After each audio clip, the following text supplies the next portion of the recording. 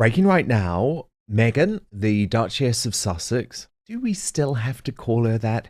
And Prince Harry have been on publicity overdrive after that damning Hollywood Reporter article described her as a dictator in high heels and backed up everything that members of the Sussex Survivors Squad, the courtiers operating out of the royal family, had described for many years, including directly to me. So look at them this week, and here's Meghan and Harry, happy families, at the Alliance for Children's Rights. Do you really think this is what Prince Harry wanted to be doing on his 40th birthday? But Meghan needed some positive PR, and goodness me, she did. Because it's not just the Hollywood Reporter who are talking about this story now. Access Hollywood, one of the biggest syndicated shows in America, has taken up the case and is now reporting on the revelations using one of the senior editors from Hollywood Reporter. What this means is that Meghan's criticism by her own staff has now very much gone mainstream stateside, and it takes away her ability to say, this was just the horrible racist courtiers in the royal family. Reaction from Nile Gardiner in just 1 minute. But first, let's look at part one of Access Hollywood's report. Nile Gardiner joins me now. Nile, utterly damning. Because you will remember that for a long time, Meghan tried to say this was just an issue with the grey suits, the courtiers in London who just didn't understand now. They just didn't understand her American way of working. Well, not so, according to Hollywood Reporter, who has spoken to these 12 staff members, all American high flyers, who actually say that it's worse. All right, folks, let's get into it. Meghan Markle's House of Cards is collapsing, and this time, it's not coming from the British press or so-called racist royal insiders. Nope, this time the backlash is coming straight from Hollywood itself. The Hollywood Reporter, one of the most influential publications in the entertainment industry, has just released a devastating exposé, describing Meghan as a frightening boss with a toxic leadership style that's sending staff running for the hills. And let's be honest, are any of us really surprised? Yeah, the Hollywood Reporter article is absolutely devastating in its analysis of Meghan Markle's behavior as a boss in the United States, and you have a significant number of individuals who have made it very clear that Meghan has behaved like a real dictator, someone who is a very intimidating, even terrifying person to work for. These reports, of course, are similar to some reports that came from former royal courtiers in London and Buckingham Palace and so on, who had previous interaction with Meghan. And so on both sides of the Atlantic, the picture we are getting of Meghan Markle is a very unflattering one of someone who really behaves like a bully. In essence, and Hollywood Reporter is a very, very heavyweight publication. It's alongside Variety. It's the biggest publication in Hollywood, and I think that they've really done their homework here. I mean, this is a damning, devastating critique of Meghan Markle. Also, of course, Harry doesn't come off particularly well either from this, but ultimately, it's a portrait of Meghan Markle as a frightening, almost sort of terrifying figure for her staff, which is why there's such a high turnover rate of people working for Meghan and Harry. They can't wait to get out, actually, to use that expression from a Hollywood film a few years ago, will get out. I mean, her own staff can't wait to escape from Montecito. Totally. And it's really, I mean, this is frightening stuff, actually. People being left in tears and all the rest of it. And so Meghan comes across as a hugely dislikable figure from this report, and of course other reports that we're getting as well. Absolutely. And Niall, I think it is really important to clarify that when folk like Meghan's team or members of the Sussex squad say, well, why have these people not gone on the record? They're not allowed to. In the UK, it would actually be going against the Official Secrets Act. So that's really serious. You speak out once you've worked for a member of the royal family, and this way you could end up in jail. And in the US, the belief is that they have had to sign the most draconian NDAs to even step foot through the mansion. So the fact that they are speaking off the record, 12 of them, Nile, I mean, that is really significant. Now let's talk about why this is so significant. For years, Meghan's defenders have dismissed every negative story about her as part of some racist smear campaign orchestrated by the British media. But let's get real. The Hollywood Reporter? This is a mainstream left-leaning entertainment industry publication with absolutely zero allegiance to the British monarchy. And yet even they're calling her out. That tells you everything you need to know. Now, we've heard these complaints before. Meghan's former palace staff, the so-called Sussex Survivors Squad, came forward years ago, detailing how she mistreated employees and ruled with an iron fist. But now the same exact pattern is happening in Hollywood. Her staff turnover rate is through the roof, and people who've worked closely with her are finally speaking out. The truth is catching up with Meghan Markle. A dictator in high heels. That's what the Hollywood Reporter is calling Meghan. And honestly, that's one of the most accurate descriptions I've ever heard. Now let's break down why that phrase is so powerful. First, the dictator part. What do dictators do? They control the narrative, they silence dissent, and they punish anyone who doesn't fall in line. Sound familiar? Meghan has spent years trying to dictate how the media portrays her, suing newspapers, going after journalists, and demanding absolute loyalty from everyone around her. And if you dare to question her, you're immediately cast out as a hater or a racist. That's the Meghan Markle playbook.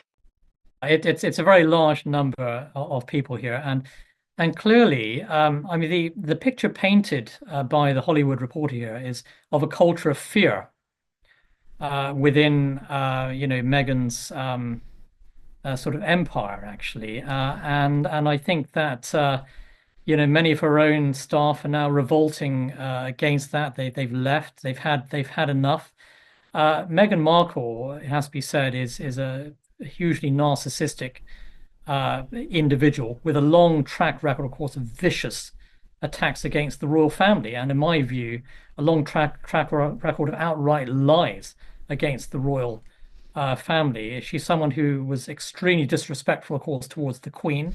Yes. She spread nasty, allegations against various members of the royal family, and Harry, of course, has done the same thing here, and he is described by in this Hollywood Reporter piece as the sort of enabler of what's happening here. He doesn't stand up, of course, to Meghan.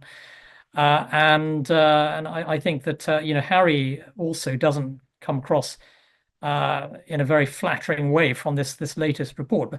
But Meghan Markle has a long reputation, track record of vicious, nasty attacks against the royal family. So it's no surprise that her own staff, frankly, have just had enough of her, dictatorial rule in Montecito.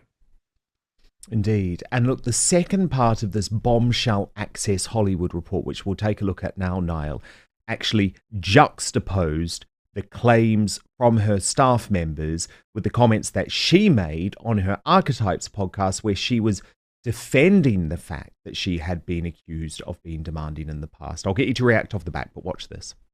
Grown men reduced to tears, Nile. That is damning stuff. It really is, actually, and I mean these are basically very serious allegations of bullying on the part of Meghan Markle, and she faced similar allegations from royal palace courtiers as well, who felt that they were very badly treated by Meghan. But she comes across really as an extremely nasty individual from these interviews the Hollywood Reporter has compiled, and I have to say, I do think the long-term damage this will do to her reputation, which is already, of course, very shaky, but I think the long-term damage will be absolutely immense to Meghan's reputation. And it looks as though Harry is doing absolutely nothing whatsoever to stand up to this bullying of staff. Oh, And to his it's very, tyrannical very wife. sad. It's very sad to see all this, isn't it? I mean, Dan, that we're seeing, Meghan really, in full light here, really, through these exposés, these interviews are revealing exactly what's going Mm. on, and it's a very, very disturbing picture that we are seeing. Actually, and this is, Well, yes, but I think, this is Nile, it's alleged actually a big. bullying of a very high order. Now let's talk about the high heels part. This is important because it perfectly encapsulates the hypocrisy of Meghan Markle. She sells herself as an empowered feminist, an advocate for kindness, an anti-bullying campaigner. But behind the scenes, she's exactly the kind of boss she pretends to fight against. This isn't some misunderstood strong woman. This is someone who has built her entire brand on deception. And now people in her own industry are realizing it. Oh, look at that. Right after The Hollywood Reporter exposes Meghan as a tyrannical boss, suddenly she and Harry show up at a charity event all smiles, playing the perfect humanitarian couple. Folks, this is what we call damage control 101. They needed to change the narrative, so what do? Find a safe, staged public event to make it look like they're just two humble do-gooders. Give me a break. Now here's the kicker. This charity event just happened to take place on Harry's 40th birthday. I mean, come on. Does anyone really believe that Harry woke up that morning and thought, you know what I want to do today? Attend a carefully choreographed PR event with cameras everywhere? Of course not. But Meghan needed to shift the media focus, so off to the charity event they went. We've seen this play out time and time again. Negative headlines drop and boom. Meghan and Harry suddenly pop up in a carefully orchestrated public appearance, trying to change the narrative. And the saddest part? It doesn't even work anymore. People see right through it. Indeed, but I think it's actually a big relief, Niall, to the people who worked for her during her time in the royal family, and also for senior members of the royal family, notably Catherine and William, because one of the reasons why Catherine and Meghan fell out in the beginning, I actually reported on it before anyone else, was because Meghan was treating the staff at Kensington Palace so appallingly, and Catherine just wasn't having any of that because she treats staff members incredibly respectfully. So I think there'll also be now like an element of relief because Harry and Meghan can no longer say, oh, this is just because the royal establishment was trying to do us in. All of these rumours were fake. Personally, Niall, I think Buckingham Palace should release the bullying report, which is locked up in that safe. But that's probably not going to happen, is it? But I think it should be released. They should release it, Dan. You're 100% right. They should be made available to the British people, for everyone to see the contents of that report. And I think also, without any doubt here, Meghan Markle should have her royal title removed. Yes. And this idea that she should continue as the Duchess of Sussex in the light of these devastating reports, I mean, I think that's ridiculous that she remains a royal. She's using her royal title, of course, to advance her own interests. That's unacceptable. She is supposed to be serving the British people. She only, of course, serves her own interests here, in a particularly vicious and vindictive way. She should not in any way be carrying a royal title. That's an absolute disgrace. That should end, really. I do hope that King Charles will take action. I'm in no doubt that he will have read these latest revelations in the US media, and I'm sure he's taking them very seriously. I hope that he will take action to ensure that Meghan Markle does not continue holding the title Duchess of Sussex. Is an absolute disgrace. I completely agree with you, Niall. And I have to be honest, I have been thinking about the next step over the past few months as things have got so terrible with Harry putting King Charles in this awful position where he literally wants him to cause a constitutional crisis by overturning the UK government's decision in regards to his personal security, which is just so inappropriate. And I am now in the camp, and I think there's growing support for this within parts of the institution too, for Harry and his children to actually be removed from the line of succession. Now, it would require an act of parliament in order to do that. Do you think that's one step too far? Because I just put to you this, Nile. Of course, we would hate it to happen. But William does continue to fly with his children in planes, in helicopters. All it takes, Nile, is one tragic accident, and all of a sudden, the British monarchy is in the hands of King Harry and Queen Meghan, if he remains in the line of succession. Now this is where things get serious. Nile Gardiner, a top figure from the Heritage Foundation, is calling on King Charles to finally strip Meghan and Harry of their Duke and Duchess titles. And honestly, it's about time. Look, King Charles has been way too passive when it comes to dealing with the Sussex circus. He's trying to play the diplomatic role, hoping they'll eventually fade into irrelevance. But guess what? That strategy isn't working. Every time Meghan and Harry pull another stunt, it directly damages the reputation of the royal family. And here's the thing. Meghan and Harry are still profiting off their royal connections. They brand themselves as the Duke and Duchess of Sussex on Netflix at public events and in Hollywood deals.